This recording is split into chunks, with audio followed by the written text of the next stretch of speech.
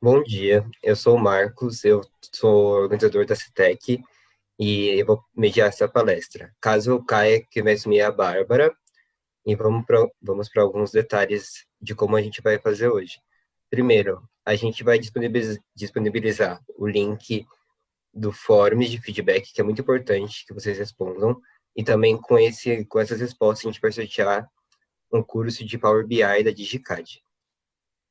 Além disso, temos mais eventos hoje, temos dois mini cursos e mais uma palestra, e amanhã temos mais dois eventos para fechar a semana. Todo mundo que se inscreveu vai receber um link do Zoom e também vamos colocar o link do Zoom na descrição do evento para vocês entrarem aqui e fazerem perguntas no final do evento. Se vocês quiserem fazer perguntas durante a palestra, é só mandar ou no chat do Facebook ou no Slido.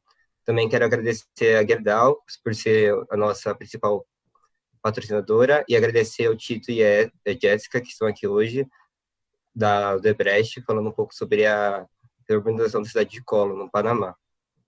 Com isso, eu queria passar a palavra a vocês. É muito importante vocês com a gente. Vocês são uma empresa muito grande e esse trabalho é fenomenal. Muito obrigado. Podem começar a palestra. Bom dia a todos. Obrigado aí pela apresentação. Nós estamos... Primeiro, queremos agradecer essa oportunidade de poder contar um pouquinho da nossa história aqui, do projeto que a gente fez aqui em Colón, no Panamá.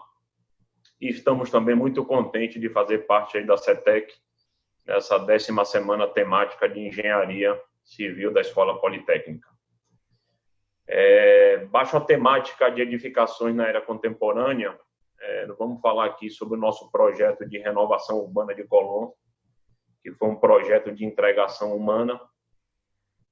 E a agenda aqui de hoje, a gente vai falar um pouco da equipe e da descrição do projeto, para vocês terem um contexto. Os desafios que a gente enfrentou aqui localmente, segurança do trabalho, é um fator muito importante para nós. A inovação e contribuição não só para a indústria, mas para a comunidade, dando esse retorno à comunidade. A qualidade na construção e a excelência nos trabalhos executados.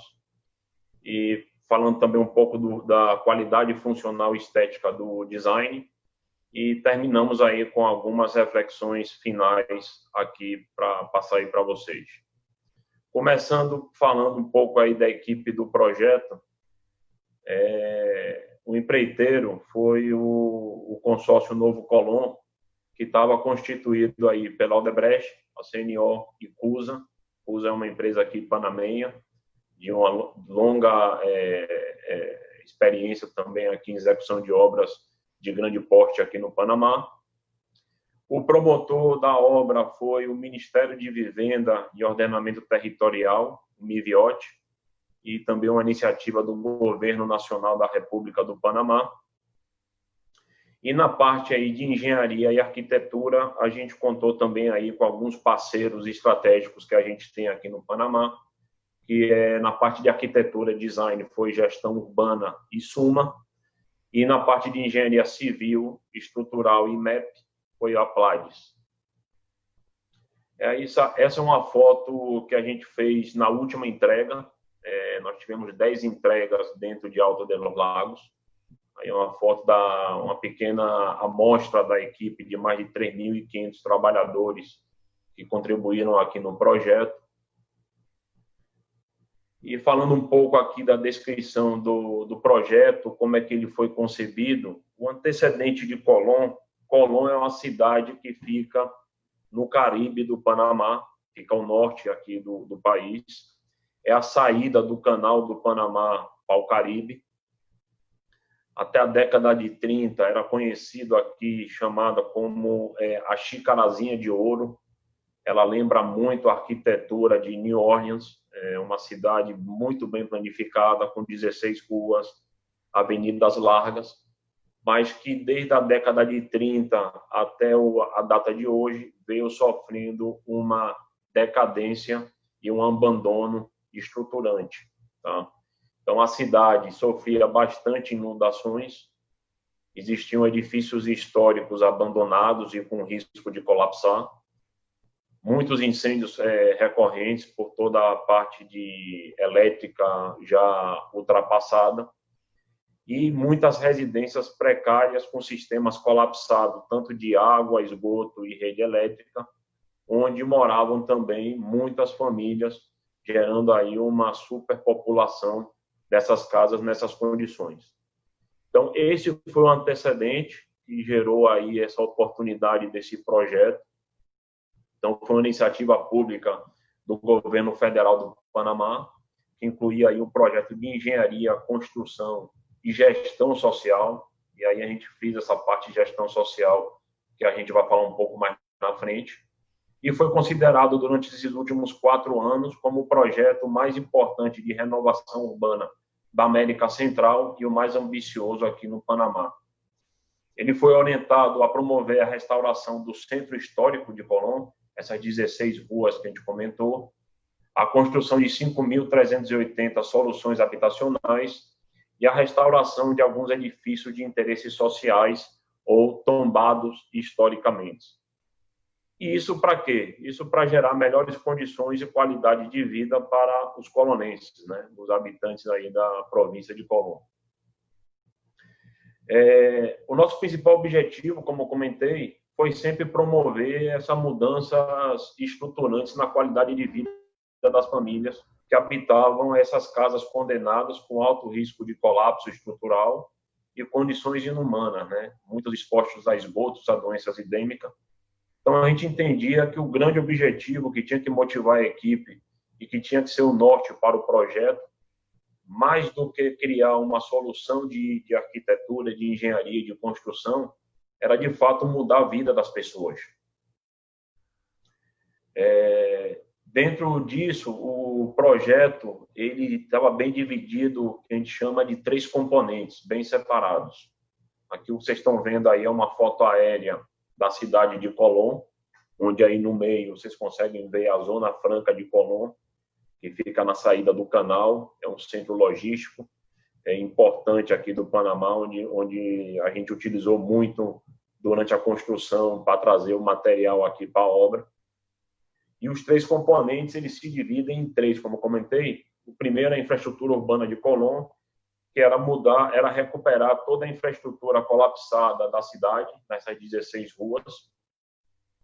A recuperação de edifícios históricos. Dentro dele, a gente tem 2 que a gente vai falar um pouco também mais adiante, que é o Mercado Municipal de Colón e o residencial Bamboo Lane. E o terceiro componente é a nova cidadela, que foi construída, conhecida aqui como Residencial Alto de los Lagos. Começando falando aí sobre a infraestrutura urbana de Colón, a grande causa das inundações que eu mostrei no antecedente foi causado porque o sistema de drenagem pluvial e sanitário estavam colapsados e praticamente interligados. Então, a gente teve que construir 2 sistemas novos de rede sanitária com 14 quilômetros e de drenagem pluvial com 7 quilômetros de tubulação. Tivemos que, para evitar todo esse problema de incêndios que estava sendo vivido no centro da cidade, tivemos que substituir aí quase 19 quilômetros de rede elétrica.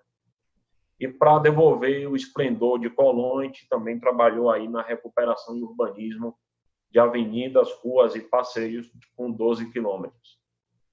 E não sei se todos conhecem, mas aqui no Panamá, na cidade do Panamá, que seria a saída do Canal do Panamá, existe aqui a Cinta Costeira, que é um passeio, uma área de lazer muito utilizada aqui pelos panamenhos. E a ideia também de criar essa Cinta Costeira lá em Colón, se criou esse passeio marinho, sendo uma área de lazer aí para a população, com 70 mil metros quadrados de área de espaçamento. Falando um pouco aí do passeio marinho, essa aí é uma foto antes da gente entrar na área para fazer essa área de espaçamento. Isso foi uma foto do antes. Vocês veem atrás aí toda a logística também do porto aí do Canal do Panamá e os barcos ali esperando para cruzar o canal. Essa aí já é uma foto do passeio marinho entregue e em uso aí pela comunidade, dando aí qualidade de vida, uma área de lazer e de esporte para os colonenses. E uma foto aí noturna também da área. Aí no Rio a gente tem um Cristo Redentor, e aqui em Colón a gente tem um Cristo Rei, que é essa imagem aqui no centro, através de um círculo aí, que é o Cristo que utiliza para a chegada do canal. Falando agora de recuperação de edifício histórico, a gente começa aí pelo residencial de Bambolém. Quando a gente entrou para fazer aí as obras de restauração e de recuperação do residencial, essa foi a condição que a gente encontrou nesse residencial de 9 edifícios que albergam 420 famílias.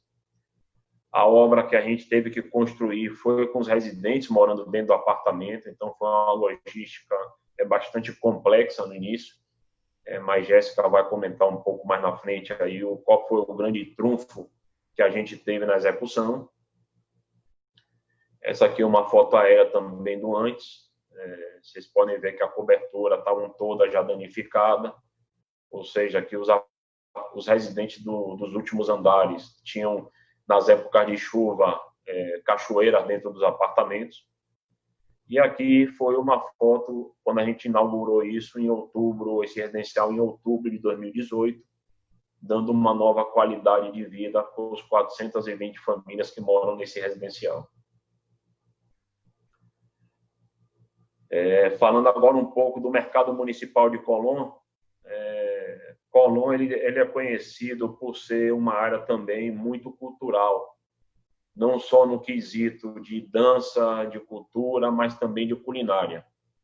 Quando a gente entrou para fazer essa recuperação, e foi uma recuperação que a gente fez em tempo recorde também, tivemos que tirar todos os comerciantes, os camelôs e os microempresários que trabalhavam aí dentro do mercado e ao redor do mercado municipal, recolocar eles em um mercado provisório, enquanto a gente construía e devolvia esses locais para os comerciantes, os camelôs e os microempresários. Isso a gente teve que fazer em 6 meses de obra.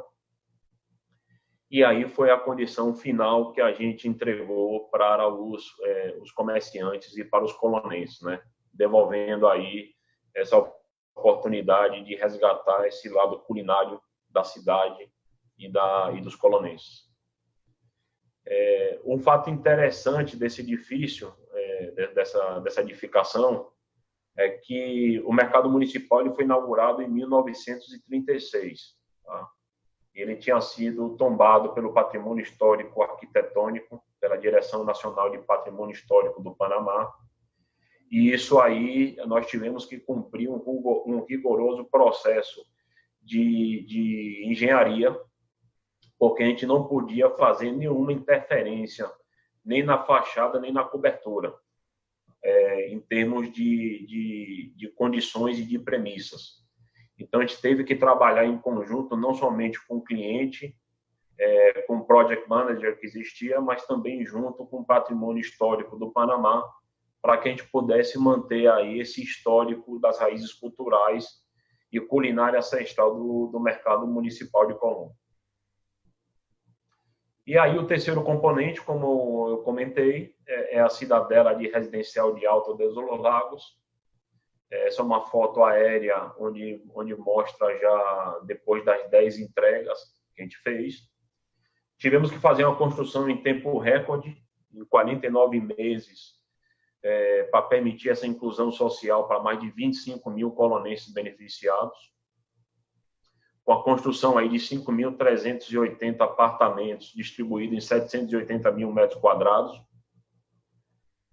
E a ideia e o conceito foi criar uma cidade autônoma, uma cidade autossustentável, que o residente pudesse ter tudo dentro dessa cidade. Então, como vocês podem ver ali no centro, na parte superior, vocês veem um círculo cinza. Ali o Ministério da Educação está construindo uma escola que vai desde o inicial, primária, até a secundária. E o residencial conta também com o serviço aí de uma esquadra de polícia, quartel de bombeiro. Nós temos 4 tipologias de áreas comerciais. Temos um mercado o mercado municipal também dentro de Alto de Los Lagos, temos um comércio, uma área comercial de 2 andares, uma área comercial de 1 andar, e os quiosques, que são os que fazem as vendinhas do dia a dia para os colonenses. Adicional a isso, na entrada, que é esse primeiro teto que vocês estão vendo aqui na foto de baixo, do lado desse teto mais vermelho, é o edifício que a gente chama de edifício institucional. Nesse edifício está aí o Ministério de Vivenda, o Banco Hipotecário, a Prefeitura e as concessionárias de serviços públicos que oferecem aí água, energia para os residentes. E adicional a isso, Colón, aqui no Panamá, é uma cidade conhecida como o berço dos esportistas de alta performance. Então, a gente aí terminou também agregando esse valor e esse contexto colonense no design do projeto e na construção, criando aí construímos 12 campos de futebol, 3 campos de beisebol, 12 quadras de basquete poliesportiva, passeios, mais de 2 quilômetros de passeios, quase 2 quilômetros também de ciclovia, e parques e playgrounds para as crianças. Inclusive, alguns desses playgrounds são adaptados para crianças com algum tipo de deficiência. Dentro do residencial, nós temos 2 tipologias de edifícios, e as tipologias também têm a ver com a quantidade de quartos. Começando aqui pelo lado da foto do lado esquerdo, essa tipologia é o edifício H, que a gente chamava, que é o edifício de 3 quartos. Aí a gente construiu 3.270 apartamentos, e cada apartamento com 57 metros quadrados. E a tipologia da direita que vocês estão vendo é o edifício L, que são de 2 quartos, que foram entregues aí 2.110 apartamentos com 48 metros quadrados. Aqui a gente fez um corte para vocês verem a diferença aí das 2 tipologias, o T3 e o T2. Essa tipologia foi bastante estudado aqui pela equipe nossa de engenharia, junto com nossos projetistas também, e com o nosso parceiro das formas metálicas que foram utilizadas, por 2 motivos. Um, para que a gente pudesse padronizar o tipo de forma. Quanto menos tipo de forma a gente tivesse, era mais fácil a gente executar esse processo de industrialização com a mão de obra não qualificada que existia para esse tipo de construção em Colón. E também a gente tentou minimizar a quantidade de área perdida. Como vocês podem ver, o apartamento, tanto T3 quanto T2, você tem pouca área perdida em quesito de passeios ou áreas que não sejam utilizadas. E o interessante desse projeto, que a gente começou em final de 2016, é que foi a primeira vez no Panamá que uma solução de habitacional de interesse social se tinha uma solução de 3 quartos e com 57 metros quadrados. Até a gente começar esse projeto, as soluções de interesse social contavam apenas com 2 quartos.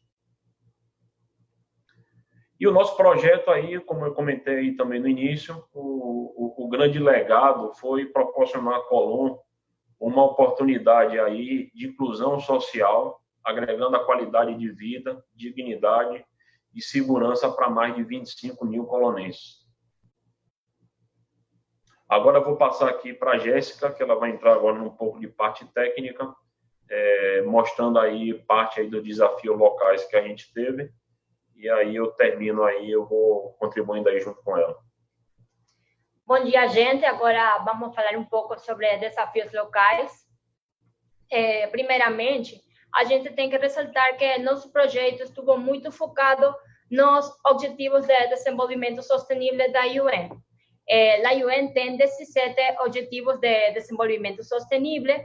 Nosso projeto logrou alcançar 13 deles, como são fim da pobreza, saúde e bem-estar, educação de qualidade, igualdade de gênero, água limpa e saneamento, energia assequível e não contaminante, trabalho decente, crescimento econômico, redução das desigualdades, cidades e comunidades sustentáveis, ação pelo clima, vida de ecossistemas terrestres, paz, justiça e instituições sólidas e alianças para lograr os objetivos. Este trabalho foi um trabalho que logrou ser feito com muito esforço na parte social e na parte da engenharia e construção, para poder acontecer todos esses objetivos. Também a gente teve um desafio interessante em termos de logística com suprimentos globais. Se vocês veem no mapa, a gente teve que encontrar materiais ao redor do mundo completo. A gente traz materiais da China, da França, da Argentina, Brasil, Colômbia, México e Estados Unidos, pero logrando uma eficiência do custo e qualidade. Aqui a gente tem um fator muito importante em quanto à disponibilidade e uniformidade dos materiais fornecidos. Para que vocês tenham uma ideia, nosso projeto teve um desafio interessante em quanto a garantizar a uniformidade dos materiais. Não é o mesmo fazer 5 prédios iguais que fazer mais de 5.000 apartamentos. Então, a gente teve que garantizar uma logística específica para poder fornecer e aplicar no tempo real e cumprindo com o nosso cronograma, que era muito específico, com 65% de materiais importados. E como a gente foi que trabalhou e logrou acontecer? A gente ficou um sistema de gerenciamento chamado Kanban, que é um sistema japonês de rastreamento do inventário para preparar a montagem de kits. Esses kits eram feitos para reduzir um pouco a improvisação das pessoas e lograram reduzir um desperdício importante e ineficiências precisamente por improvisação da gente. Para que vocês tenham uma ideia, nosso projeto, ao final, logrou ter somente um 3% de desperdício. Outro desafio muito importante está relacionado com a mão de obra. O trabalhador de Colón tuvo com esse projeto sua primeira oportunidade de trabalho real. Muita da gente de Colón nunca havia trabalhado em sua vida. Então, essa oportunidade foi não somente de ser beneficiado com um novo lugar, uma nova oportunidade de vida, sino também um treinamento para ter novas oportunidades no trabalho. Para quem não ha visitado nunca Panamá, e Colón em especial, a gente tem um desafio importante com o clima do país. Esse desafio, para que vocês possam entender, Panamá tem somente 4 meses de época seca. Os 8 meses restantes são de chuva.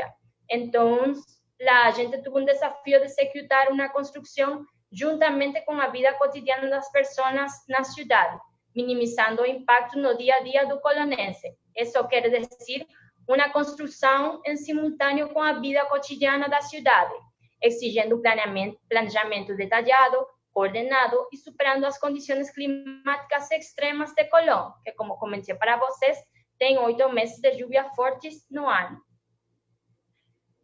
Seguindo com a construção na vida cotidiana da cidade, no caso de Bamboo Lane, nosso desafio foi muito importante e, mais que um desafio, foi uma oportunidade enorme para a pessoa, porque a gente foi recuperar a infraestrutura com os residentes morando em seus próprios apartamentos, mas isso se tornou em uma oportunidade de treiná-los a eles e contratá-los como trabalhadores de nosso projeto. Isso quer dizer que a gente não somente estava trabalhando, sino estava trabalhando em seu próprio prédio, agregando um valor imensurável ao projeto e aos residentes, que depois de receber sua vivenda, eles iam a ter uma nova oportunidade de trabalho, já tendo um treinamento importante. No caso do mercado municipal de Colón, os comerciantes foram transferidos temporariamente para um mercado provisório, minimizando assim o impacto na geração da renda durante a fase de construção. O interessante aqui foi que os comerciantes se tornaram parte de nossa equipe projetista. Eles forneceram um feedback muito interessante e lograram otimizar, inclusive, o uso dos espaços internos do novo mercado municipal.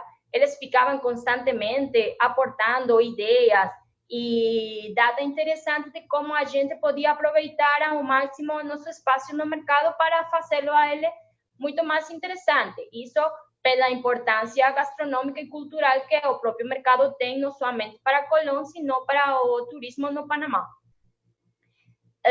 Aqui vamos a detalhar um pouco a um material chamado gatum. Gatum é um material, um solo, que somente existe no Panamá, não existe em nenhuma outra parte do mundo. Se vocês veem na imagem da esquerda, há 20 milhões de anos, Panamá e Centroamérica toda não existia. Hoje, vocês têm Centroamérica, tem Panamá, e isso ocorreu pela formação de uma ponte de terra com resultado dos processos geológicos interconectados. Esses processos foram tectônica de placas e vulcanismo, que permitiram uma reconstrução das partes emergentes do Istmo do Panamá durante os últimos 20 milhões de anos. Se vocês veem as imagens embaixo, o gatum é um material, um solo muito específico, que a gente, em princípio, pode falar que é um solo muito ruim, que ele tem pequenas formações de conchas e material inorgânico, mas o gatum é um material muito ótimo, que precisa ser trabalhado com procedimentos específicos. Se vocês veem na imagem aqui embaixo, que estou assinalando na direita, vocês vão ver esse tipo de caracolzinhos no gatum. Muita gente fala que é dente de turbão, mas isso é normal. Isso vai ter um processo de compactação seguindo as normas, e se você pode trabalhar ele na época seca e com os equipes necessários, você vai ter resultados ótimos, como foi no caso nosso. Mas isso não ficou de um dia para outro, não. Em 1862, no gatum foi estudado e utilizado no Canal do Panamá, que é a obra de engenharia mais importante da América, e foi utilizado como principal material na movimentação da terra. Logo, quando a ONC chegou no Panamá em 2006, nós utilizamos no gatum como subleito na construção da estrada Panamá-Colón em sua primeira fase. Nesse projeto, a gente desenvolveu um pavimento rígido, suportado em uma base granular melhorada com cimento, mas o subleito foi feito sobre gatum. Logo, em 2010, a gente desenvolveu a segunda etapa dessa estrada de Panamá-Colón, agora com um desafio diferente, com o uso de asfaltos modificados com terpolímeros elastoméricos sobre uma base 100% granular, mas, novamente, nosso subleito foi sobre gatum. Em 2012, a gente foi um pouco mais lá, desenvolvendo um projeto de pavimentos invertidos ou um conceito de pavimentos flutuantes no acesso à Zona Franca ou Zona Livre de Colón, também utilizando asfaltos melhorados com polímeros. Mas até esse momento, a gente só ficou utilizando gatum nas rodovias, estradas. Mas em 2015, a gente encontrou um desafio muito mais ambicioso em nosso projeto de renovação urbana de Colón, e foi a primeira vez para terraços de fundação de edificações multinível que foi feito em Altos de los Lagos. Em princípio, a gente pensou que não ia ser possível, não. Mas depois de muitos estudos e muitas investigações técnicas, a gente logrou fazer com muito sucesso nosso projeto com uma fundação adequada para solicitações encontradas. Se vocês veem no mapa da esquerda, Panamá, quase em sua totalidade, é formação de rochas volcânicas intrusivas e rochas sedimentárias. Isso é netamente gatum, que é um solo típico do Panamá. Para isso, a gente logrou uma trabalhabilidade com o gatum, exigindo uma solução com alto investimento de horas homem trabalhadas e muita investigação técnica e conhecimento durante a fase construtiva, que deram como resultado a criança de procedimentos para garantir que a geotecnia e as boas práticas de construção tornaram nosso projeto um projeto viável. E, gente, aqui eu vou ressaltar, quando a gente começou a trabalhar com esse tipo de solo em 2015, 2016, muita gente ficou com dúvida. A gente não acreditava não que podíamos fazer nossos prédios. E hoje que a gente está morando aí, a gente tem uma vida boa em esse projeto, que tecnicamente teve muito desafio, a gente vê que foi possível, graças a muitos estudos detalhados que foram realizados em tempo real para poder definir e controlar o total de assentamentos nos 130 edifícios do projeto. Agora a gente vai falar um pouquinho da segurança no trabalho. Aqui eu gostaria de ressaltar que para a nossa organização, falar de segurança no trabalho é uma prioridade. A gente acredita que a segurança no trabalho é um dos elementos mais importantes de qualquer projeto, já que com a prevenção garantimos a vida de todos nossos integrantes. E a gente tem um compromisso de segurança da equipe que começou com a alta liderança do projeto, sendo, como falei para vocês, uma prioridade para todos os integrantes da equipe. Isso precisou integrar e formar trabalhadores na cultura da segurança. A gente tem que sentir a segurança como parte deles. Por isso, todos os trabalhadores designados para atividades de campo participaram de indução prévia para o trabalho de treinamentos específicos e contínuos. Para que vocês tenham uma ideia, para todos os trabalhos em altura, nossos 100% dos trabalhadores foram sujeitos à verificação de pressão. Se você não tinha essa verificação, você não podia fazer esse trabalho. Então, era um treinamento e um requisito muito específico e obrigatório para as pessoas, que eles tinham que respeitar isso como uma prioridade. Nosso programa de segurança ajudou a prevenir os acidentes e controlar nossa taxa de incidentes, que logrou se reduzir mais de 40%. Foram investidas mais de 14,1 milhões de horas homem trabalhadas no projeto, das quais 1,4% foram dedicadas netamente ao treinamento dos trabalhadores. Nossa organização tem um programa muito importante aplicado a todos os nossos projetos. É um programa chamado de Prever, que tem foco na prevenção de acidentes e incidentes. Esse programa de Prever está orientado em serviços como movimentação da carga, serviços elétricos, encofrado e desencofrado, armação, manutenção de equipamentos e trabalhos em altura, com foco em prevenção de choques elétricos, caídas de diferentes níveis, caída de materiais, atropelamento, cortes, amputação e esmagamento de membros. Pero, além disso, a gente tem uma meta clara, um foco preciso de ter 0 acidentes no trabalho. Por isso, a gente também se apoiou em programas preventivos de segurança, como são os que vou mencionar a continuação. O primeiro deles é segurança baseado em comportamento. Esse programa, SBC, foi focado na importância da segurança e integridade de todos através da campanha liderada por você mesmo. O que quer dizer isso? Que você tem a sua família como o ponto mais importante. Você tem que retornar à sua casa. Não pode pensar em uma viúva resultante de um acidente de trabalho. Por isso, você tem que ter um comportamento baseado na segurança. Outro programa foi Acidente Zero, que a gente chamou de regras de ouro, baseado na tolerância a zero. Isso foi enfocado em desvios praticados nos processos de treinamento e qualificação contínua de nossa mão de obra. Em isso, a gente logrou reduzir os riscos de incidentes e acidentes de trabalho e melhoria da qualidade dos serviços. A gente desenvolveu também um programa chamado de 4 mãos, com reconhecimento a nossas equipes que destacam em inspeções de rotina de segurança e qualidade, tendo um cumprimento das metas de produção, mas eles tinham que ter uma cultura orientada à produtividade com segurança e qualidade. Finalmente, a gente deu uma semana especial chamada CIPAT, que foi feita anualmente como Semana Interna de Prevenção de Acidentes do Trabalho e Meio Ambiente, focado na conscientização e prevenção de acidentes como o melhor caminho para todos. Aqui vamos apresentar para vocês um vídeo.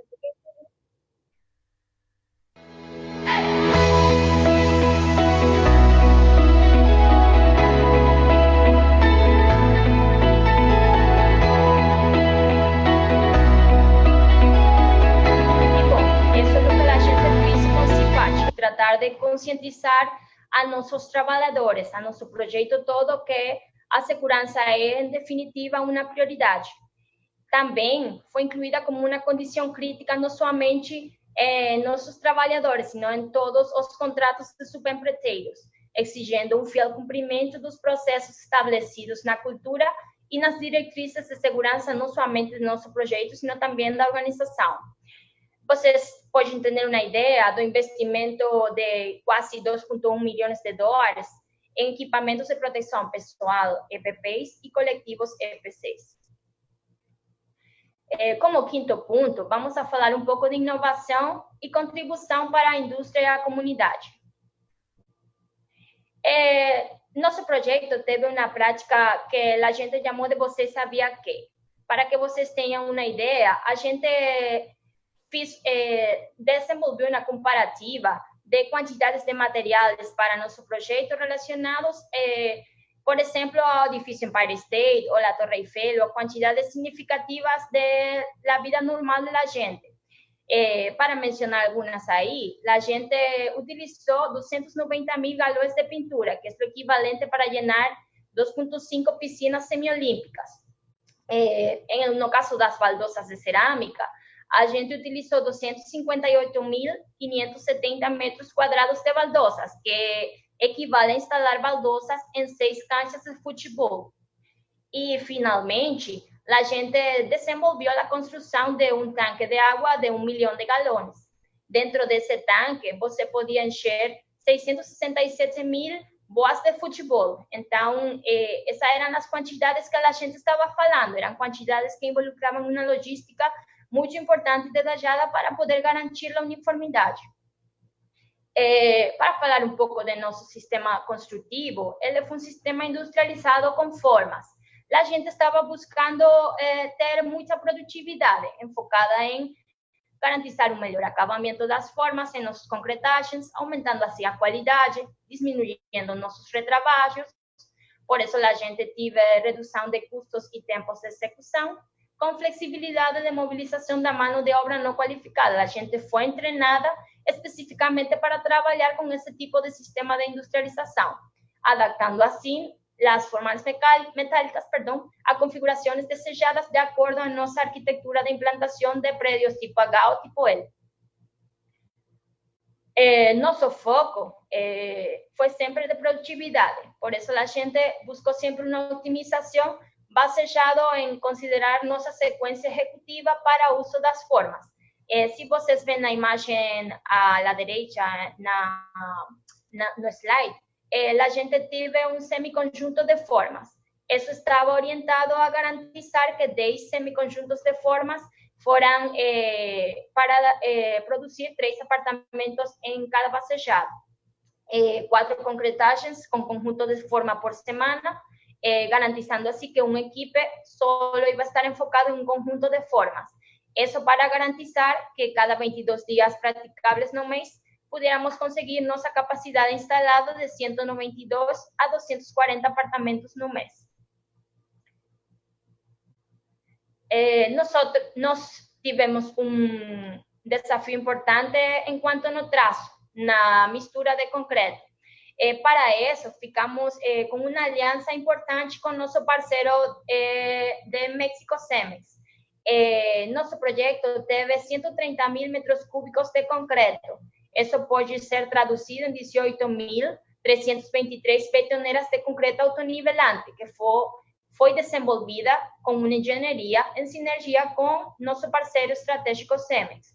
Esse traço tinha que ser um traço ideal, tinha que ter uma trabalhabilidade e uma resistência importante para garantizar em idades precoces a liberação das formas metálicas em um tempo de 16 horas depois de feito a concretagem. A gente acompanhou o projeto todo aproveitando a tecnologia BIM. Essa tecnologia, para quem não conhece, permite fazer um acompanhamento em tempo real, não somente de nosso projeto, de seus avanços, sino também da interferência que pode ter um sistema com outro, da implantação, pode medir quantidades de materiais utilizadas no projeto em um momento dado. Enfim, é um sistema muito ótimo porque permite reduzir muito a margem de erro e garantizar um avanço correto de acompanhamento do projeto. Entre esses elementos, a gente conseguiu, no ano 2018, na cidade do Panamá e cidade do México, ter o privilégio de ser ganador do prêmio Obra Cemex.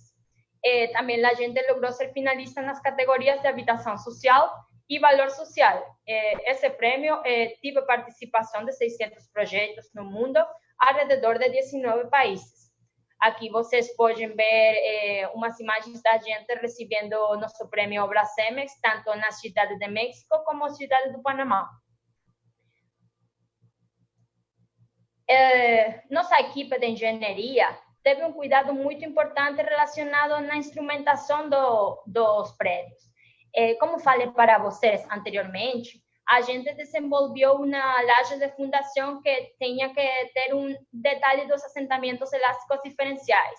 Para isso, a gente precisou desenvolver um acompanhamento contínuo a todos os edifícios, a nossos 180 edifícios, durante mais de 30 meses da obra, de nosso processo de construção, para garantir que os assentamentos elásticos diferenciais estimados lograram se estabilizar e foram a ter resultados esperados. A gente ficou muito orgulhosa e satisfeita com resultados, porque foram um resultado como tal de uma engenharia aplicada para garantir a qualidade de nossa solução de engenharia. Enquanto urbanismo da Cidade Verde, Panamá é um país verde. Panamá é um país que dá muita importância no cuidado do ambiente, a garantir que a área verde do país, áreas reservadas para isso, sejam respeitadas. Por isso, nosso projeto foi um resultado, enquanto urbanismo, da combinação de processos construtivos com elementos ambientais. A gente logrou fazer, em conjunto com nossos projetistas e nossa equipe da engenharia e ambiente também, uma integração socioeconômica com planejamento urbano.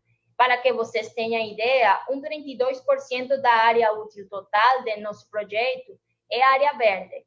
E em Panamá, a norma exige 10%. Nossa equipe logrou conseguir 32% de área total, o que é um elemento que dá para sentir muito orgulho de nossa implantação, não somente arquitetônica, sino de integração ambiental. Outro detalhe importante, como o Tito mencionou ao princípio de nossa palestra, é o acompanhamento e dedicação que a gente teve com o Senadis, que é uma instituição dedicada em Panamá ao cuidado de acessibilidade universal, não somente para pessoas com deficiência, sino também para adulto maior, onde nosso projeto contou com 1.000 apartamentos, que são na planta baixa dos prédios, para pessoas com deficiências e adultos maiores. Todos os 130 edifícios e áreas contam com acessibilidade universal e se adaptaram a parâmetros de engenharia com um trabalho em conjunto com a norma de Senadis no Panamá.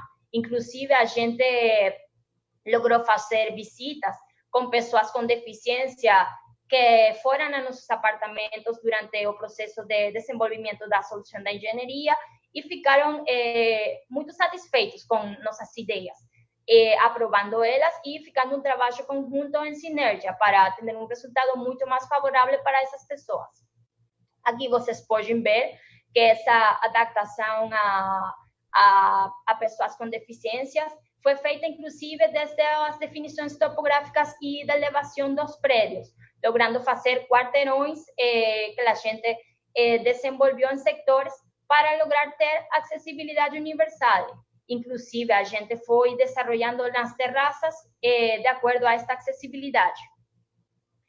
Enquanto à seleção dos materiais, a gente teve uma preocupação muito importante enquanto à durabilidade. Por isso, os tetos e janelas de PVC foram escolhidos mais além do custo, com uma intenção de ter muita qualidade e durabilidade deles na vida da gente, tendo uma atenção especial a reduções de temperatura. Se vocês veem as janelas, elas têm uma condição estética, mas também têm uma condição de durabilidade e de facilidade para a instalação durante a etapa da construção.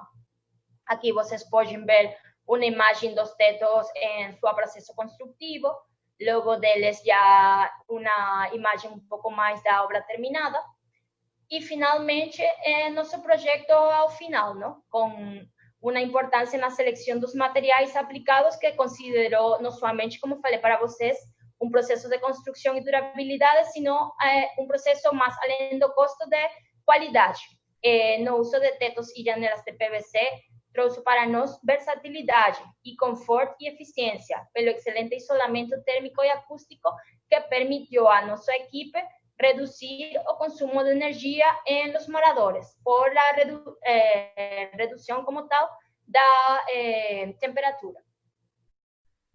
En cuanto a nuestra arquitectura, la gente tuvo un cuidado especial y muy marcado hacia la identidad y la marca de Colón. Si ustedes ven las imágenes, la gente está hablando de que Colón es cultura, Colón es Caribe. Y las danzarinas do Congo, que es un baile, una danza, perdón, típica do Colón, tem muito que ver com a cultura e a idiosincrasia deles. Por isso, nossa equipe arquitetônica tive como objetivo ressaltar, através da gestão da cor dos 130 edifícios, a tradição e valores que permitem destacar que Colón é cultura e cor e é Caribe totalmente, através de uma idiosincrasia que está viva em cada pessoa que mora em Altos de los Lagos e em Colón mesmo. Bueno, aqui Tito vai falar um pouco da gestão social. Bom, como a gente comentou no início, tão importante quanto a infraestrutura que a gente estava pensando, planejando, engenhando e executando, a gente entendeu que mais importante, eu até diria isso, era a mudança de dentro para fora das pessoas, ou seja, a gente tinha que preparar esses colonenses que viviam naquelas condições que vocês viram no início da apresentação, em condições inumanas, para poderem eles mudarem a forma de viver e receberem esses novos apartamentos, muito mais que um apartamento, mas como uma condição nova de vida, de uma vida mais digna. Então, a gente teve aí um trabalho grande de muitas horas, de muitas pessoas, instituições envolvidas, fazendo a gestão social. Por exemplo, todo chefe de família, antes de receber a chave de um apartamento, ele participava de um curso, de um seminário chamado Novo Colón em Família, que ele tinha que participar de 40 horas de treinamento. E ele recebia um certificado, que só que com esse certificado eles receberiam a chave do apartamento. E dentro desse treinamento de Novo Colón em Família, ele participava desde cultura, de boa vizinhança com o vizinho, como regras de convivência, também como saúde, inclusive como trabalhar e morar em comunidade. Então, fizemos aí algumas reuniões de vizinhos, valorizando também muito o componente de família para poder trazer de volta esses laços familiares importantes. Como Jéssica comentou também, reforçando esse laço da cultura típica colonense, nesse caso, essa foto, a quarta foto superior, detalhando aí a cultura típica Congo. Fizemos várias férias de saúde, se criou um programa social muito interessante, chamado Depoarte, que era uma mistura de esporte e arte, que fazíamos aí tanto coro de música com crianças, como aula de balé, assim também como esporte, campeonato de futebol, de basquete. Trabalhamos também aí com nossos adultos maiores, com nossos velhinhos de terceira idade, para que eles pudessem ter uma adaptabilidade já dentro desses novos apartamentos que foram adaptados para que eles pudessem terem melhores acessos. E também ajudamos muitos colonenses que foram morar em Alto de los Lagos a ter esse lado de empreendedor. Eles participaram de vários cursos onde eles foram se capacitando esse lado de empreendedor para que pudessem ter uma nova vida, uma nova fonte de renda. Todos esses programas de gestão social foram feitos, para vocês terem uma noção, por mais de 20 instituições públicas, ONGs e privadas. Então, foi um trabalho aí de mais de 4 anos dedicados para que essas famílias, no momento que se mudassem do centro da cidade, naquelas casas condenadas, para Alto de los Lagos, eles mudassem não somente para uma casa nova, mas que também se mudassem como uma pessoa nova, preparada para uma nova vida. Então, essa inclusão e integração social, por isso que o projeto a gente sempre chamou Renovação Urbana de Colón, integração humana, essa inclusão e integração social foi muito importante para a sustentabilidade desse projeto e desse nova cidadela que foi criada em Alto de los Lagos. E aí é uma foto aérea, já a obra entregue, os 5.380 apartamentos. E aí mostrando aí um pouco dessas áreas sociais que a gente comentou. Cada maçã tem, cada quarteirão tem sua área social, sua área de lazer, seja um playground ou um campo de futebol ou poliesportivo. As crianças aí brincando já dentro dos seus parquezinhos. Essa é uma tipologia de um dos comércios de 2 andares, com 8 locais. Hoje já estão todos ocupados e funcionando. Esse é um dos quartéis da polícia que temos dentro lá do projeto. Essa é uma foto aí dos campeonatos que fizemos dentro do Depoarte, com as crianças polonenses lá já residindo em Alto de los Lagos, e as novas crianças brincando com segurança e com qualidade de vida dentro da nova cidade. Bom, agora vamos a falar da qualidade na construção e excelência nos trabalhos. Uma das premissas para nós como equipe foi ter a nossa equipe muito presente. Uma equipe foi proativa, sinérgica e multidisciplinar, e a gente tinha um objetivo único e muito claro: criar processos industrializados, envolvendo todos os trabalhadores nas políticas e treinamentos, generando segurança, qualidade e eficiência e redução de custos.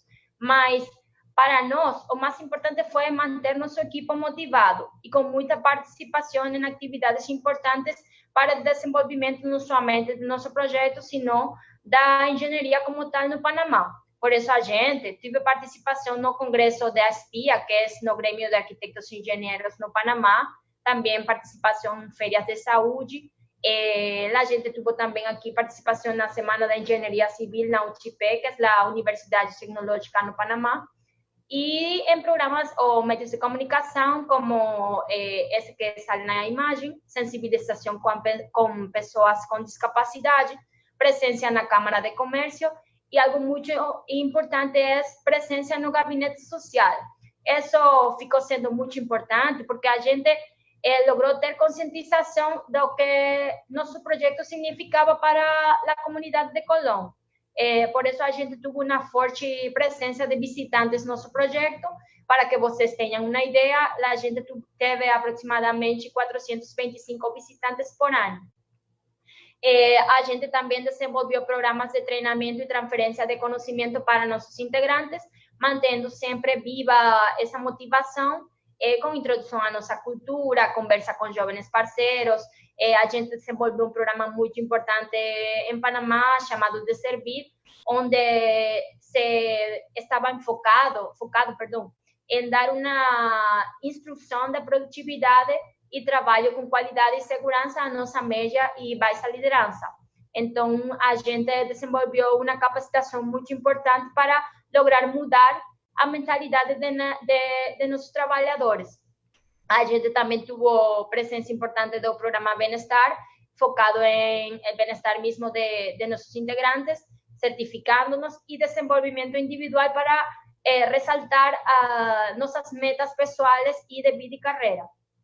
A gente também desenvolveu programas culturais, atividades de integração, desenvolvimento da mulher, liderança de equipes produtivas, renovação em família, onde a gente podia compartilhar um dia do nosso projeto com os filhos, para que eles conheçam o que a gente, os pais e mães, faziam em seus trabalhos diários.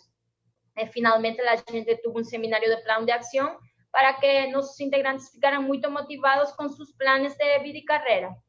Em conjunto com nossa holding, a OEC no Brasil, e nossa comunidade de conhecimento, a gente logrou fazer um módulo de engenharia completo, com todo o sistema de planejamento, custo, qualidade e engenharia como tal de nosso projeto. Além disso, a gente desenvolveu módulos comerciais e módulos contratuais com nossos integrantes. Um dos elementos mais importantes do nosso projeto foi o controle de qualidade. Para isso, a gente desenvolveu procedimentos e instruções detalhadas que ficaram em 98 procedimentos, divididos em procedimentos operacionais, que foram 60, procedimentos da gestão, que foram 12, e instruções de trabalho detalhadas, 26. Com isso, nosso programa de controle de qualidade permitiu o processo de construção em cumprimento com nosso cronograma de obra, que, como falei para vocês, foi um cronograma muito interessante, muito específico. Nossos procedimentos aplicados foram feitos em todos os nossos serviços e processos. A gente tinha uma atenção muito estrita desses procedimentos de qualidade. Foi instalado um laboratório para testes e para fazer provas em tempo real durante todo o nosso processo construtivo, que permitiu a gente ter uma resposta muito eficiente dos resultados de todos os serviços.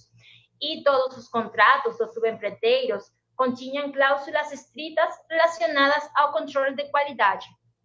Aqui vocês podem ver um pequeno vídeo do trabalho de qualidade. Nossa equipe tinha um controle total em nosso laboratório de controle tecnológico. A gente tirava amostras, fazia os testes de compressão, de densidade, ensaios de agregados e tinha um controle total.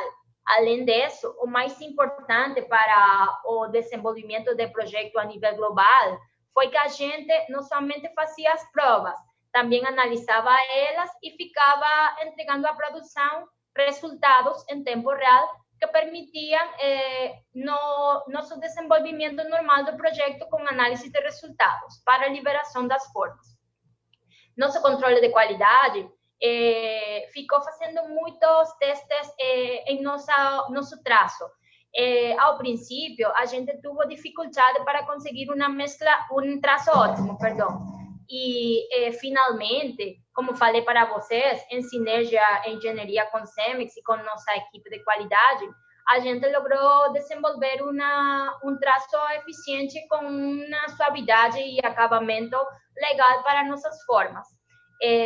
Nossos controles, enquanto ensaios, a nossa equipe fez em todas as betoneiras que chegaram a nosso projeto, nos testes de slum e de temperatura.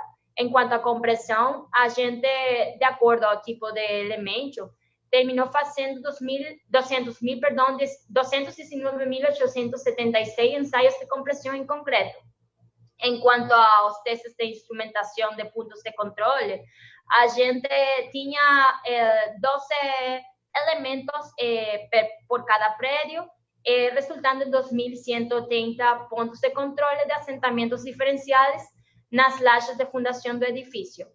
Aqui vocês podem ver um vídeo que tem um detalhe do Gatún. Estamos en el sector 8 de Altos de los Lagos. Precisamente, en este lugar vemos reflejada la más pura esencia de nuestra tecnología empresarial. En 2015, cuando inició el proyecto de renovación urbana de Colón en Altos de los Lagos, la idea de construir 5.380 apartamentos sobre Gatún generó un complejo desafío que muchos no creían posible. Sin embargo, con el pasar del tiempo y la entrega de los primeros 1.020 apartamentos, la opinión técnica sobre el uso de Gatún en edificaciones se fue alterando. Se realizó un estudio detallado para definir y controlar el tiempo real de los asentamientos totales de los edificios sobre el antiguo cauce del río Gocosolo. Basados en las experiencias vividas en este lugar, les presentamos nuestro premio Destaque, el Gatún y la geotecnia, rompiendo paradigmas para convertir lo imposible en realidad. Este movimento do Prêmio Destaque do Gatún permitiu a gente adicionar muito valor técnico, para a nossa organização. E foi uma contribuição muito importante, não somente a nível de nossa organização, sino também do Panamá. Por isso, a gente ficou resumindo aqui 4 elementos da importância da qualidade na construção e excelência nos trabalhos. Esses elementos são, em primeiro lugar, pensar fora da caixa, criando, inovando e viabilizando o que para outros era impossível, como era nosso caso. A gente não ficou crendo que o projeto ia poder ser realizado. O fator humano, que é nosso principal componente do projeto, inclusão da mão de obra de Colón. A gente teve 95% dos 3.597 trabalhadores do projeto que eram mão de obra de Colón. Algo muito importante para a gente é a educação para o trabalho e a busca contínua da melhoria. Isso através do nosso princípio de transversalidade e transferência de conhecimento, com aproximadamente 155.316 horas homens trabalhadas. De treinamento também. Nosso cronograma de entregas foi alcançado para todos os 10 setores entregues em etapas e garantimos a rentabilidade prevista através de elementos como qualidade, controle de custos e o compromisso total para executar conforme planejado e dentro de nosso orçamento. Aqui a gente tem um resumo dos 3 trabalhos de investigação feitos por nossa equipe. Em 2016, a gente participou em Prêmio Destaque, que é um concurso interno da OEC, a nível mundial, um paper chamado Edificando uma Cidadela sobre Gatún, que falava precisamente do impacto de fazer edifícios sobre Gatún. Logo, em 2017, a gente preparou os 7 princípios da produtividade em edificações industrializadas, emulando um pouco o princípio de produtividade desenvolvido em nossa logística de fornecimento de materiais. E, por último, em 2019, foi o trabalho apresentado no vídeo, El Gatún e a Geotecnia, rompendo paradigmas para tornar o impossível em realidade. Em 2018, tivemos um grande privilégio, como falei, de ser ganadores do prêmio Bracemex, e agora, em 2020, fomos privilegiados novamente com o INR, Global Best Projects Award, nos Estados Unidos, na categoria de renovação e restauração, o qual é um prêmio que dá muito orgulho à nossa equipe. Por último, vamos a falar da qualidade funcional e estética do design. E aqui, um dos elementos muito importantes para nossos projetistas e nossa equipe foi garantizar uma harmonia dos espaços, não somente ter um ambiente que construtivamente for eficiente, sino também que permitir a nossa equipe aproveitar as vantagens do espaço e a harmonia de arquitetura com o nosso ambiente, permitindo ventilação e iluminação cruzada. Isso para poder ter redução da energia e de consumo dos moradores, garantindo a eles um aproveitamento do clima e dos espaços abertos, com uma harmonia arquitetônica, localizando que os 180 edifícios criam uma boa iluminação e ventilação contínua e cruzada. Isso foi garantizado com a quantidade de janelas e espaços abertos de passagens nos prédios que tenham uma visualização completa e uma ventilação cruzada. Se vocês veem aqui, nossos prédios estavam divididos em 3 pontos. Pode falar Torre A, Torre B e La Escada. Isso foi desenvolvido com uma estrutura monolítica, composta de paredes e lajes combinadas por níveis, como falei, uma escada de ponto fixo, que cria corredores ou passagens abertos, facilitando o acesso e otimizando as áreas com ventilação e melhor distribuição de espaços. Você não tinha área morta, você tinha áreas de ventilação e visão contínua, porque cada edifício possui 3 módulos independentes, com torre A, torre B, ou torre à nossa direita e nossa esquerda, e nossa escada. Isso logrou fazer uma adição interessante a nível social, que foi uma arquitetura anti-violência, porque tipicamente os projetos de interesse social tinham espaços cerrados, espaços escuros, que se tornavam espaços de vandalismo e violência. A gente chamava eles corredores da morte, porque as quadrilhas ficavam fazendo actos vandálicos nesses espaços. Uma preocupação grande de nossa equipe de arquitetura foi criar precisamente espaços abertos e evitar toda essa violência gerada anteriormente, dando um aporte muito grande, muito importante a nosso projeto. Bom, Tito vai fazer agora as reflexões finais. Bom, acho que deu para vocês verem um pouco aí do que a gente fez aqui em Colón. E aí, para fechar, a gente gostaria de deixar aqui algumas reflexões aí para os jovens que estão aí na universidade, estudando, sonhando e querendo trilhar aí um caminho de futuro. Algumas reflexões finais que a gente viveu em Colón e que acho que a gente deve e pode compartilhar aí com vocês. A primeira é inovação. Eu acho que nós temos que sempre pensar fora da caixa e deixar de ter medo de quebrar paradigmas. Eu acho que parte do sucesso que a gente teve na renovação urbana foi acreditar, foi ter essa ousadia de acreditar que era possível, mesmo quando tudo e todos falavam que isso não ia ser possível, a gente foi, encontrou um caminho e realizou. Então, vocês jovens, nunca deixem de inovar, porque a inovação consegue mudar o mundo e você consegue também criar formas novas de fazer o mesmo, né? De forma diferente, gerando aí redução de custo, produtividade, qualidade e segurança.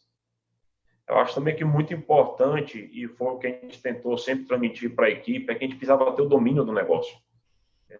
Como a Jéssica bem comentou no timeline, vocês viram que a nossa experiência que a gente tinha em Colón eram experiências com Gatoum, por exemplo, em estrada, em autopista, né? Mas nós não tínhamos essa experiência em Colón de criar uma cidade do tamanho, da magnitude que a gente criou. Então, a gente teve que analisar, a gente tem que estudar o contexto da obra no detalhe, cada serviço individualmente, entendendo que cada serviço individual é parte de um todo. Então, nós sempre tínhamos lá uma frase que a gente dizia, aqui não vai ter, ou aqui sai todo mundo vencedor, ou todo mundo perdedor. Aqui não vai ter uma área que vai sair bem, outra área que não vai sair bem, a primeira entrega vai ser boa, a segunda entrega não vai ser boa. Então, a gente entendeu que a gente tinha que ter esse domínio do negócio no detalhe e também como um todo. A adaptabilidade, vocês jovens hoje desse mundo globalizado, é vital, e a gente viveu aqui em Colón, que a gente precisa primeiro conhecer e se adaptar à cultura local e da área. Só assim você vai entender as fortalezas, as oportunidades, as debilidades e as ameaças que existem no entorno onde você está criando e construindo. Então, a gente precisa se adaptar. A gente não pode tentar levar para um lugar onde existe uma cultura específica, uma forma específica de viver e de conviver, uma experiência que a gente tenha, por exemplo, do nosso país local, ou de uma outra experiência antiga. A gente precisa entender e se adaptar ao que a gente tem no local. Retroalimentação, dentro da nossa organização, a gente tem um ciclo que a gente tem planejamento, a gente planeja, a gente pactua, a gente avalia e a gente julga. Toda a equipe e todos os integrantes precisam de ter esse feedback contínuo, tanto as equipes quanto cada integrante, para poder estarem certos que estão no caminho correto, seja chamar atenção naquilo que se pode melhorar, o que se deve melhorar, e também reconhecer aquilo que a equipe e as pessoas estão fazendo de forma diferenciada e de forma correta. E a transferência de conhecimento. Eu acho que o grande legado que a gente pode deixar para os nossos liderados, para as nossas equipes, e para as comunidades onde a gente termina deixando essas obras que mudam a qualidade de vida, é transferindo conhecimento. São pessoas hoje que têm no caso específico aí de Colón, são pessoas hoje que têm um novo lar, uma nova vida digna, mas mais do que isso, hoje eles têm uma profissão que podem continuar gerando renda e qualidade de vida para suas famílias. E treinamento contínuo de novos e melhores profissionais. Se a gente continuar formando as novas gerações para que sejam melhores do que a gente foi ou os nossos antepassados, eu acho que o mundo vai se tornar cada vez melhor. E para finalizar, para não tirar mais tempo de vocês, porque eu acho que a gente já passou um pouquinho aqui do tempo, nós vamos deixar aqui duas frases. A primeira é do nosso fundador, Dr. Norberto Odebrecht, que esse ano estaria cumprindo 100 anos de vida, e uma pessoa que sempre acreditou no ser humano, nas pessoas. E ele tinha uma frase muito, muito marcante que ficou aqui para a gente, que antes de investir em máquinas, devemos pensar em investir no ser humano, o fator mais importante da produtividade. E deixar aí também uma frase de Henry Ford, que a qualidade significa fazer a coisa certa quando ninguém está assistindo. Muito obrigado, e a gente gostaria de convidar vocês a serem parte do processo da renovação urbana de Colón e da integração humana também da tacinha de ouro chamada Colón. Muito obrigado. Muito obrigado a vocês, foi uma apresentação incrível, de verdade. Fico emocionado de ver um trabalho tão grandioso e tão bem feito, assim.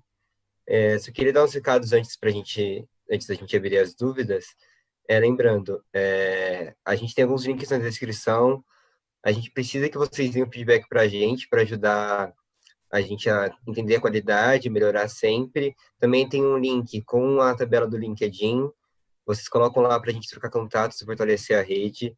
Também, para vocês saberem o que vai ter hoje, nós temos uma palestra às 14 de BIM, sobre compatibilização de projetos, 2 eventos da Gerdau, um sobre fundações e contenções metálicas, que vai ser às 16h30, e que ainda tem vagas abertas, e uma palestra sobre torres eólicas às 19h.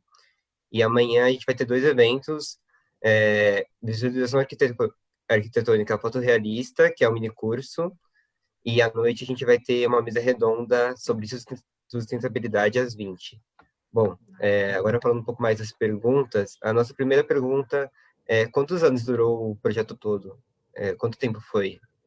Desde a concepção até a finalização? O projeto foi, como a gente começou a obra, a licitação foi em 2015, a gente iniciou as obras em 2016 e terminamos aí em 2019, ano passado. Ou seja, foram aí 4 anos. 49 meses foi o que a gente colocou lá no início da apresentação. A segunda pergunta que a gente tem existe um impacto na economia e também na sociedade, e como é que... isso é claro, né? Mas como é que vocês conseguiram medir isso? Foi possível medir? O quanto vocês estavam impactando? Você tem alguma noção? Olha, em termos de impacto, a gente impactou 100% da cidade, né? Porque a gente fez uma intervenção no primeiro componente da infraestrutura, onde moravam 60 mil pessoas. E quando você fala que você transferiu 25 mil pessoas para a nova cidadela de Alta de los Lagos, você está falando que você transferiu praticamente 50% da cidade para uma nova qualidade de vida, né? Geração de emprego, Jéssica também comentou, muitas das pessoas que a gente teve que contratar, que a gente terminou treinando, foram pessoas que não tinham nenhuma experiência desse tipo de trabalho formal, de construção civil, de um sistema industrializado de forma. Então, você está falando aí de um impacto de mais de 3.500 pessoas, né? Durante aí mais de 4 anos em termos de projeto de obra. Agora, em termos econômicos, esse impacto a gente não tem e acho que a gente nunca vai ter, porque eu acho que o impacto mais do que o econômico foi o social, né? A mudança poder ter dado a oportunidade de vida, de uma vida nova e digna a 5.380 famílias. Com certeza, acho que esse é o principal, né? Bom, houve alguma dificuldade para a realização das obras, no sentido que havia patrimônio histórico que não poderia ser mexido? E também, seguindo nessa linha, como é que vocês conseguiram balancear sobre o que vamos deixar e vamos reformar e o que vamos demolir e vamos reconstruir, assim? Boa pergunta. Bom, em Alta de los Lagos, eu vou começar aqui de Alta de los Lagos, e aí Jéssica também pode contribuir. O que a gente terminou encontrando em Alta de los Lagos, que foi praticamente quase um greenfield, a gente encontrou uns bunkers, que eram aqui um patrimônio também histórico, que precisa de seguir todo um procedimento junto às autoridades locais para que a gente possa fazer a demolição para poder a gente fazer a construção. No caso do casco de Colón, o mercado municipal foi tombado pelo patrimônio, é tombado pelo patrimônio histórico, e como eu comentei no início da apresentação, a gente teve que fazer um trabalho muito grande de engenharia. Foram quase 6 meses de discussão de engenharia, E, ao mesmo tempo, como essa obra precisava ser entregue rápido, a gente teve também que fazer também uma engenharia tipo fast track. A logística toda, junto com a direção de patrimônio histórico aqui do Panamá, porque sem autorização deles, a gente não conseguiria fazer a obra, né? E aqui, nós também, em Colón, tivemos, em algum momento, a emblemática Casa Wilcox, que não está aí na apresentação, que inicialmente era parte do nosso alcance em fazer a recuperação dessa casa, mas, infelizmente, depois de tantos estudos, a gente gastou quase 3 anos de estudo nessa casa, que é emblemática aqui no centro de Colón, a gente percebeu de que a casa não tinha mais como ser restaurada. A gente tinha que criar uma réplica, então fizemos toda uma engenharia de detalhe, um levantamento de todos os elementos da casa para que a gente construísse uma réplica. Só que isso nunca foi aprovado pelo governo e pela direção de patrimônio histórico. Então, o que a gente terminou fazendo nessa casa, a gente terminou segurando ela, apuntalando elas para travar a casa, porque a casa estava, inclusive, com risco de colapsar, para que isso não gerasse um acidente e matasse as pessoas que passavam pela porta dessa casa, né? Da Casa Wilcox. Mas aqui o Panamá tem muito cuidado com isso, são muito exigentes e são bem treinados nesse assunto de cuidar do que é o patrimônio histórico. E tem, inclusive, essa secretaria, que é a Direção Nacional de Patrimônio Histórico, que qualquer intervenção, seja pequena ou grande ou total, precisa ter um aval e uma aprovação deles antes da gente entrar. Fachada. Só para complementar aí um pouco sobre o mercado municipal. Patrimônio histórico tinha uma premissa, não? A gente não podia mudar a fachada do mercado, mas nossa equipe fez um trabalho detalhado de demolição interna, tendo cuidado de não impactar de forma negativa ou mudar a fachada como tal. A fachada só foi feita uma restauração como tal da pintura, dos elementos, tendo muito cuidado. E no caso do teto, a gente teve que mudar a coberta toda e ter muito cuidado com nossos elementos estruturais do teto, porque não podia demoler nem mudar, tinha que reforçar no caso necessário, pero sim cambiar a fachada como tal, mantendo ela porque era o elemento mais importante do patrimônio. Se você fala aqui em Colón do mercado municipal, é um dos edifícios mais emblemáticos pela importância gastronômica. Então, a gente precisava que seguisse tendo a mesma forma externa, mas na parte interna, a gente logrou fazer uma remodelação completa com otimização de espaços, como a gente falou anteriormente. Entendi. Além do estudo de obra da engenharia, também houve pesquisa sobre cultura e o povo local para auxiliar no projeto. E, como a gente já viu, teve com a questão das cores, mas como é que eles entraram nessa concepção? Vocês tiveram reuniões com a comunidade local? Como é que foi feito essa concepção, essa união entre a cultura e o projeto de engenharia? Vamos lá. Primeiro, a gente fez, antes de iniciar a construção in situ, a gente teve que fazer um mapeamento social de todos os residentes. Primeiro, para ver quem era que qualificava para poder ser realocado para a nova cidadela de Alto de los Lagos.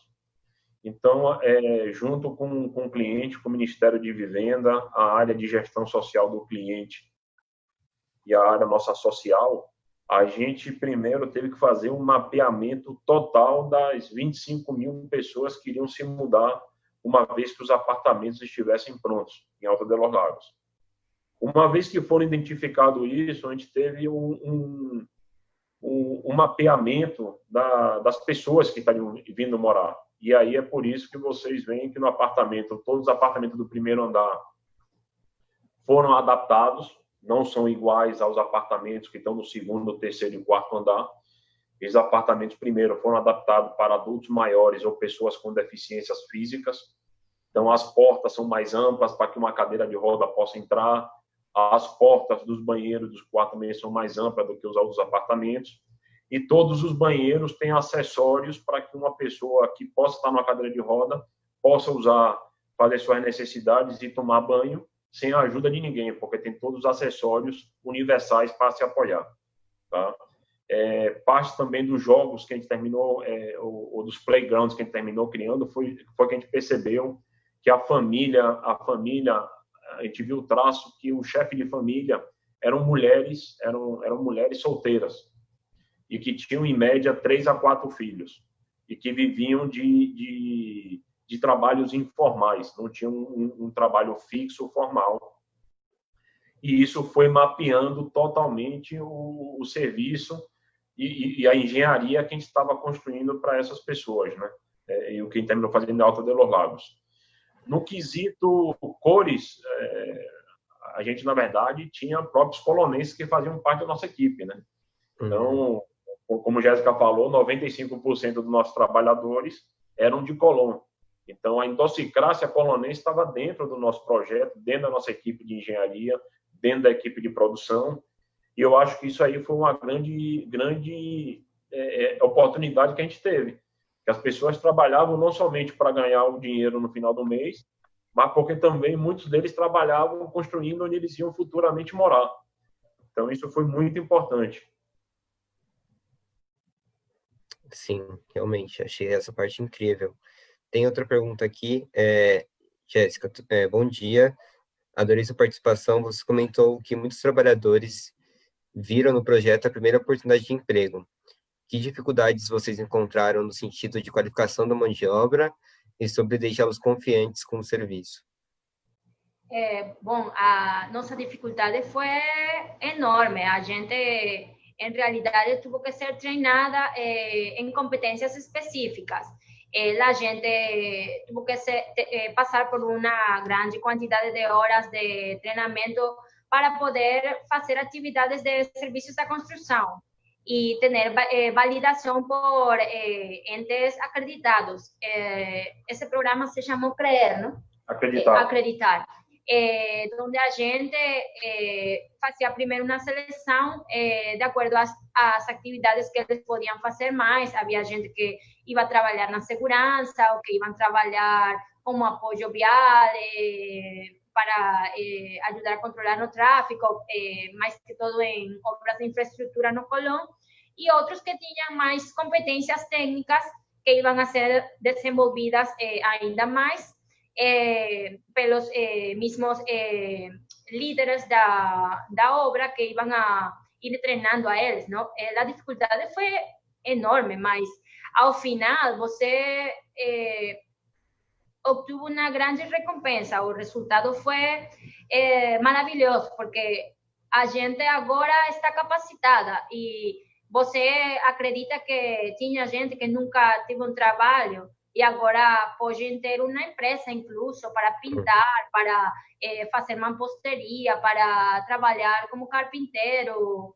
enfim, diversas atividades que ameritaram, sim, muita dedicação da nossa equipe, não somente social, sino também técnico, de qualidade, fazendo muita palestra em campo para a gente, mostrando erros básicos, erros maiores, mas a gente entendeu, tive uma curva de maduração importante de não saber fazer e de saber executar bom. Então, foi ambicioso, sim, mas o desafio foi logrado. Eu gostaria de agregar aí, Marcos, que antes do técnico, primeiro houve o que Jéssica comentou na apresentação, que era primeiro que as pessoas tivessem a cultura da segurança como um valor, tá? Porque a gente não poderia ter um acidente fatal, né? Isso, na nossa organização, a gente não tem delegação de botar a vida de ninguém em risco. E parte aí dos prêmios que a gente conquistou nesse projeto, um dos grandes quesitos é você não ter acidente fatal ou acidente grave. Se você tiver um acidente, por melhor projeto que você tenha de engenharia de construção e tiver um acidente, você não pode participar. Ele já você não qualifica. Então, primeiro, o grande desafio foi mudar essa cultura da segurança, né? Porque não adianta você treinar, mas o cara tá ali pulando de um lado para o outro, achando que é Homem-Aranha. E para vocês terem noção, aí essas formas, apesar de as formas metálicas eram elementos leves, evitava a gente estar usando madeira e denegrindo o meio ambiente, mas, por outro lado, você precisava de muito martelo, né? Martelo e pin para poder travar. Então, era muita martelada todo dia. Aqui a gente chegou a fazer aqui uma conta aqui que era mais de 1 milhão de marteladas por dia que as 10 equipes davam. E aí os programas de treinamento que a gente fez para capacitar não somente a equipe administrativa indireta, mas também a média e a baixa liderança no quesito de segurança, de qualidade, de produtividade, a gente também conseguiu uma eficiência gigantesca. Por exemplo, quando a gente começou a fazer o projeto com essa forma, uma equipe, ela consistia de 180 pessoas. Uma equipe de uma forma só. Eram 180 trabalhadores por um jogo de forma. Quando a gente já estava eu diria para você, na 8ª entrega de 10, essa mesma equipe fazendo o mesmo trabalho, eram 80 pessoas. Então, você vê aí não somente um ganho de qualidade, de segurança, mas também de produtividade pelo treinamento. Então, é muito importante você investir tempo, energia e dinheiro para formar, porque isso depois se retribui e volta com segurança, com qualidade, com produtividade. Né? Sim, com certeza. Fundamental, não é? E para garantir a qualidade do trabalho também, que foi visivelmente muito grande. A gente vai fazer uma pergunta aqui na live, depois a gente vai passar para o Zoom, mas houve muitos impactos ambientais no processo, principalmente considerando que, como vocês falaram, o Panamá tem uma relação muito próxima com o meio ambiente. Como é que vocês conseguiram estabelecer metas de impacto? Como é que foi feito todo esse pensamento? Não, a gente tentou, vamos lá, quando a gente, em termos de impacto ambiental, a gente via que o grande impacto que a gente podia fazer era a geração de desperdício de obra, né? Você não está, como a Jéssica comentou, você não estava falando de 5 edifícios. A gente construiu 180 edifícios em 49 meses. Então, se a gente fosse com a construção convencional, que a gente está mais ou menos acostumado quando faz uma casa, que é você utilizar bloco, cimento, que você bate ali na frente da casa, e madeirite, madeira, você vai gerar um nível de desperdício gigantesco, né? Então, parte dessa engenharia que foi feita de industrialização do processo foi, primeiro, minimizar o resíduo de obra. Esse, para a gente, foi um grande diferencial.